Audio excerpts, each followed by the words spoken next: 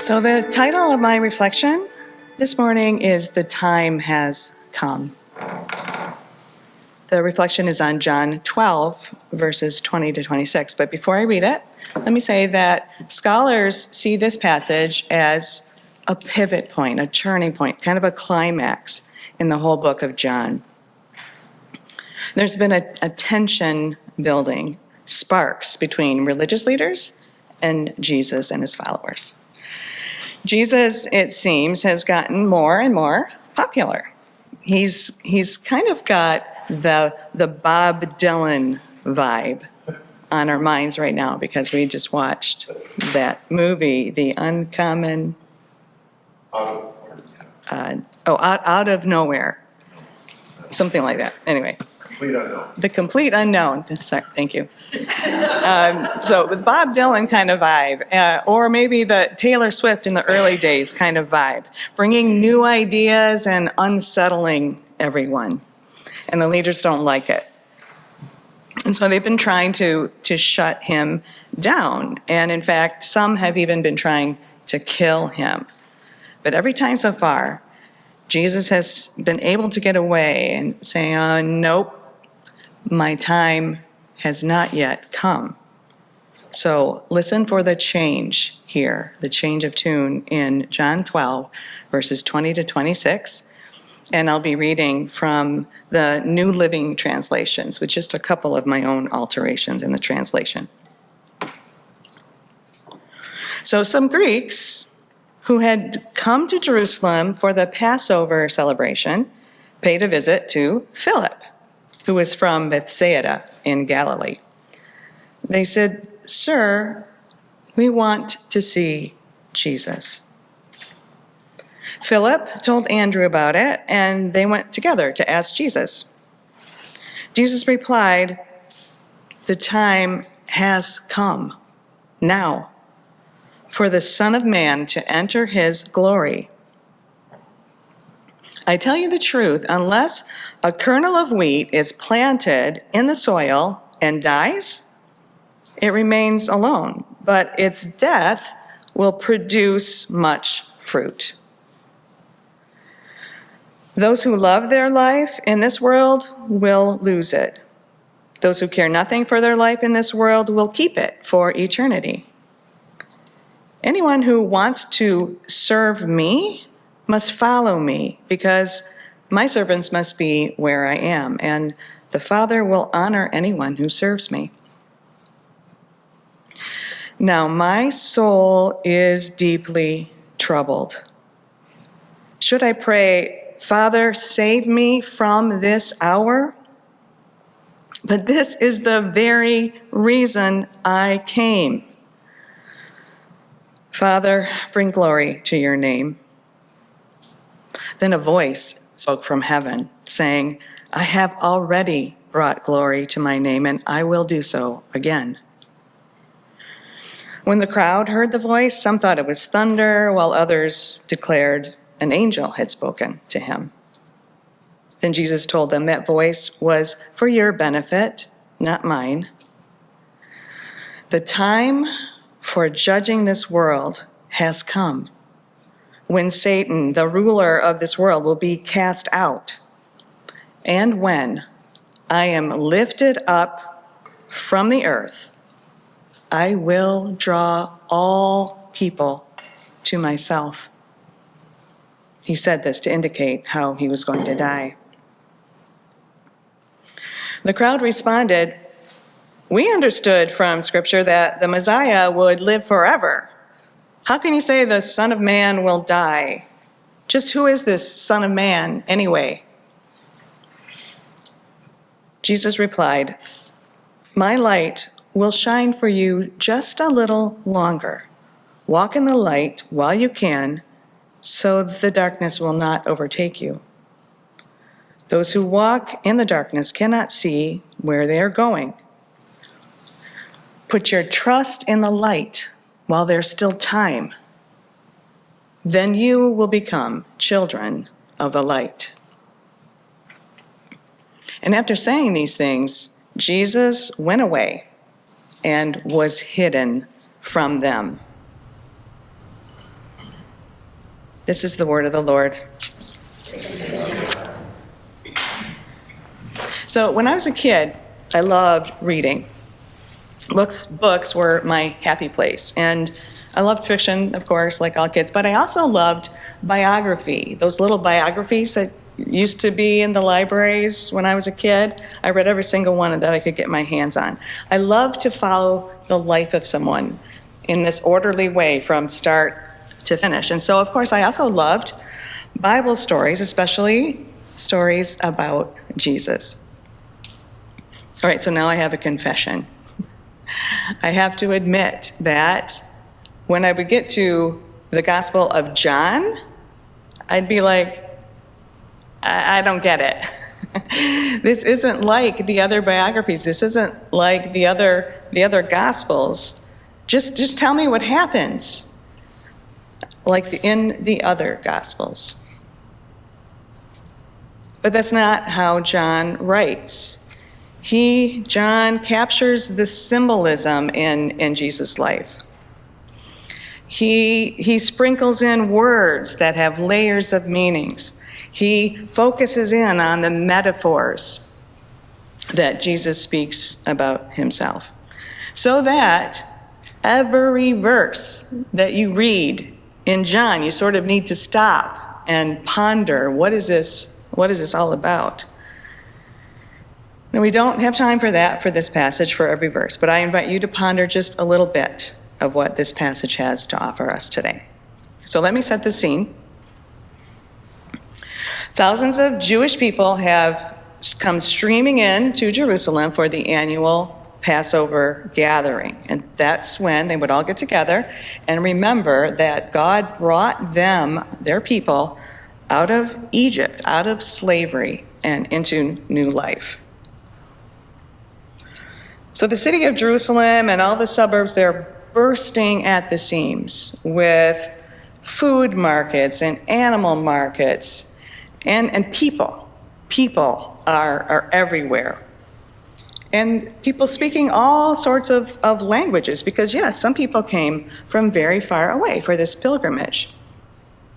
They might have come from Syria or Egypt or Greece, and then they were using their Greek language skills to get around, and just hoping that they wouldn't have to haul out that Aramaic dictionary out of their back pocket. And some of these Greek-speaking people who had made that long trek to Jerusalem were Jewish, but others were not, it seems, so we're told. They were not even Jewish, but they were drawn in. They were drawn in by the rituals and the festivals and something about this God of this people, the Jewish people. And they were along for the ride in Jerusalem for the Passover. So in our opening scene here in this passage, we hear a request by a few of these outsiders who are in town, these Greek speakers, and they seek out Philip, we're told, and probably this is the disciple who could speak Greek the best. And we get this from the little note there about where he's from. And these outsiders, these Greeks, they tell Philip that they want to see Jesus. They've been hearing so much about him, most recently that he raised someone from the dead. And well, now they want to see him.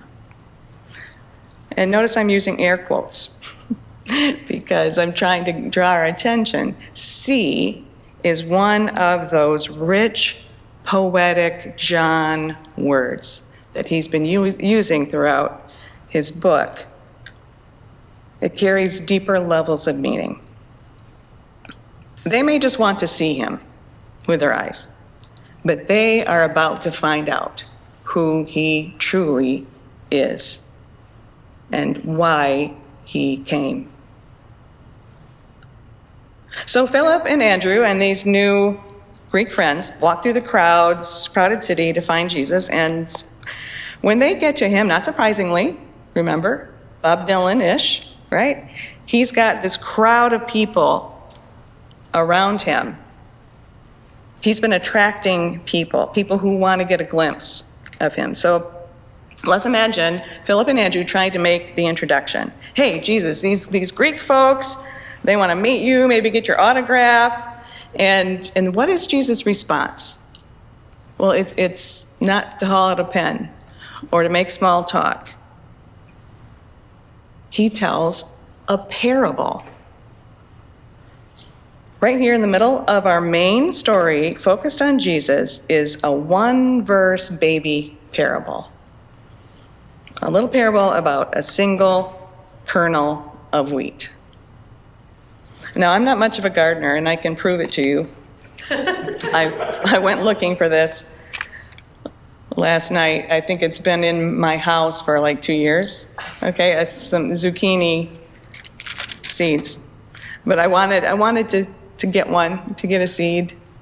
I'm not much of a gardener, but I do know that one seed of this, let's just pretend it's wheat, because that's what is in our parable. One seed of wheat in my hand is really not much. It's not going to feed me, like I can't sustain myself, eat and be satisfied, that's for sure. And if I never let it out of my hand or out of the packet, it will stay dormant. It will not do anything. But when it falls to the ground, something amazing happens. It gets into that soil, and the water and the warmth and the nutrients from the soil break down that seed, and it germinates, and it grows into something big and tall and full of more seeds. And you do that over and over again, and there's finally enough to turn a basket of those kernels into sourdough bread or pizza crust or pancakes. Something new and abundant comes from that one kernel. But of course, that kernel, that seed, needs to die, to be broken down and die in order to give all that new life.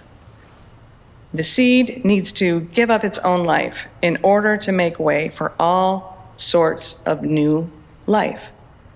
That's the parable. That's the parable that Jesus says to the crowd when Philip and Andrew say, hey, Jesus, these Greeks want to see you. And then what comes soon after this little parable is one of the most dramatic statements by Jesus in the whole book. He says, but this is the very reason that I came to this hour. He has told this little parable of the self-giving, life-giving kernel to describe himself. He is the one who must die in order to make way for new life. There it is, finally out in the open. The time has come. You want to see me, says Jesus to the Greek friends, right, to the crowd. You might like my miracles, and you might be coming to see me in all those acts of power that I've been doing. But in just a few days, you will see me fully who I am. You will see that I must die, that I must be lifted up high on a tree. Shocking to this crowd. The Son of God is about to experience the most shameful form of death, crucifixion. That's what he's predicting here, being lifted up on the cross. The time has come. A death undeserved, bearing the sin of the world in order to give new life for all. God so loved the world, says John earlier in the book. The passage began with a very personal request. We want to see Jesus, and that's why the big crowd is there. Some of the folks are hanging around Jesus just out of habit. Some have likely lived a life of crime. Some have been doing everything right. Some are from far away, like the Greeks, and just there out of curiosity. Maybe they don't even know why exactly, but they're drawn. They just want to see Jesus. And that's us today.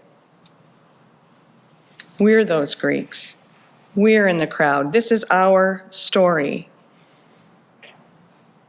Here this morning, we've all been drawn here to see Jesus.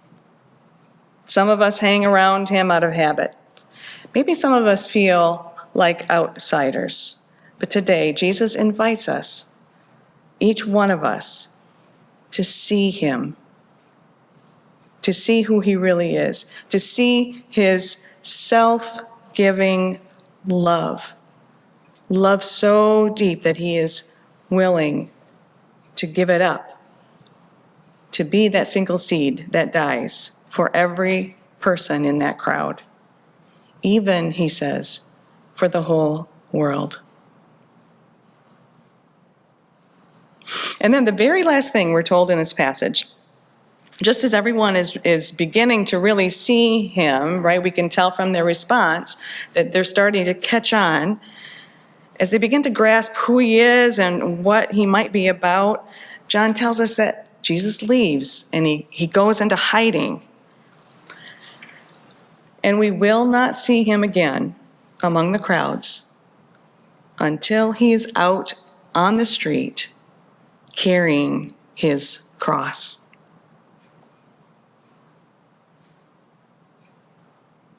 The time has come.